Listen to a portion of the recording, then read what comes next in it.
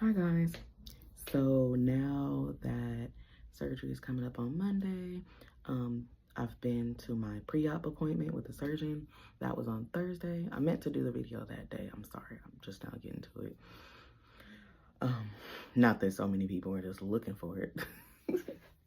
Maybe later. But anyway, so going in for that appointment, it was basically just the surgeon coming in, meeting him. Well, again, because the first time I talked to him, it was a virtual thing. So now I'm meeting him in person, speaking with him. He's answering questions, any questions that I might have. But honestly, to be completely honest, going through the class answered any and all questions that I might have. So the only question that I really had for him was just like, because I ended up getting really sick on Thursday, like shortly after I woke up, I got a really, really bad headache. And I thought that it was because like I woke up really early and I didn't, like I only slept a couple of hours, and I kind of like woke up like really suddenly. And sometimes that can give you a headache, like you like almost like jarred yourself awake. So I thought that that was why. But the more the day went by, I felt worse and worse, and I just got like literally sick. Like almost like nauseous. And so I was like, oh man, I wonder if I have a UTI. And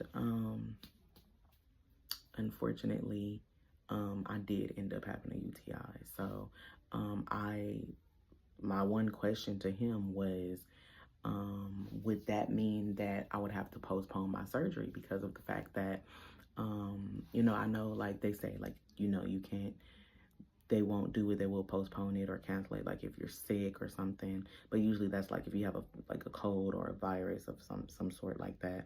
But I was thinking that because of the infection, if you have an infection in your body, maybe that would increase the chances of you having like an infection after surgery. Because infections can get into the bloodstream. So I thought that that might be an issue. But he was like, no, you have a few days to prepare. You'll be fine. You'll be fine. That shouldn't be an issue. Take your antibiotics, you'll be good. So I was happy about that. Not that, I mean, if he had to postpone it, he would have had to postpone it. That whatever, because we want to be healthy. That's what this entire thing's about, right? Like we want to be healthy, not just, it's not about just losing weight. Oh my god, I want to be slim, I want to have a swimsuit body. Like, no, that's not what this is about. So I got that question answered, and then he was telling me like about the pre-surgery diet, which is kind of crazy because they sent me instructions like that same day, like that morning. They had been sending like a little at a time in the past few weeks, but it was like, as far as like pre-surgery diet, I didn't receive anything about that until that day, which would have been 5 days before surgery. And which means, yeah, so 5 days before surgery, you're supposed to start doing like liquids, like protein shake, for like breakfast and lunch, and then for dinner have a small meal. And then 2 days before surgery, you're supposed to start doing like just straight liquids. So protein shakes for breakfast, lunch, and dinner, no snacking in between, just that. Your stomach should be pretty empty by the time that you have surgery. You should be there, they don't want any chunks or anything, just liquids, which makes sense. And honestly, be in my own mind, I had already said, and I actually had told, a couple of people, I was like, yeah, I think I'm gonna start like a liquid diet a couple of days before the surgery. Just, I don't know, it seems like it makes sense to start getting prepared and getting used to just going straight into like having those liquids, so that like after I have the surgery, I'm not just like, oh my god, which I know I can handle it, because I mean, I do liquid fast and stuff anyway. But it's like a mindset thing that I figured might as well put myself there. But then when they told me that, I was like, oh, cool, perfect. Because like I said, I was trying to put myself in that mind frame anyway. So yeah, so that was what that was. And then that night, that evening actually, 5 p.m., I had a class where we talked about everything, you know, about like the pre-surgery diet and then the post-surgery diet, you know, which we had gone over like the meal plan and all of that, the stages in the class, you know, the classes, you know, before I was scheduled for surgery. But now it was going over it again one final time and answering any questions that people might have had. My only question really was, are we intubated during surgery? Which the answer was yes. I didn't realize that until my best friend, she's a nurse.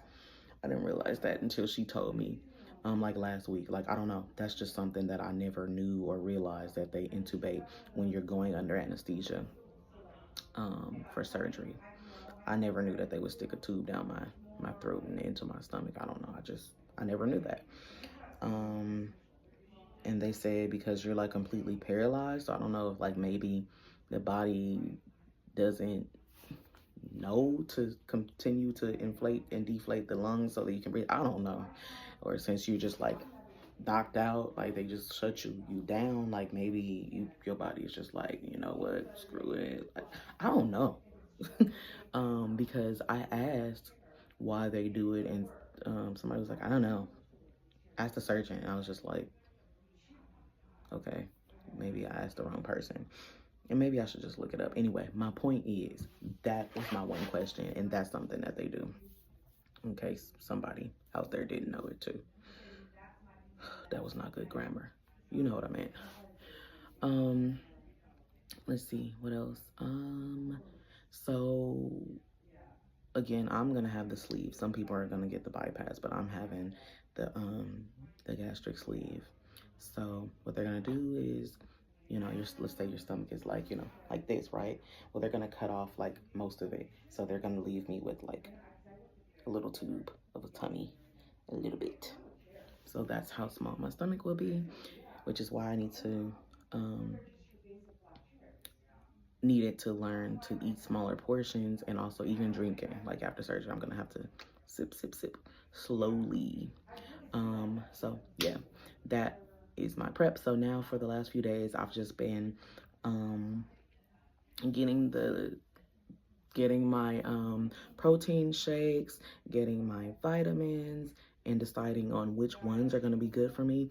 And I'm gonna do, either I'll add it to this video, I'm not sure, or I'll do a separate video about my supplements and my like the clear protein, because right after surgery we have to start with clear protein. It's not going to be regular protein shakes for 3 days. It'll be clear protein. Yeah, and I need to work, so later.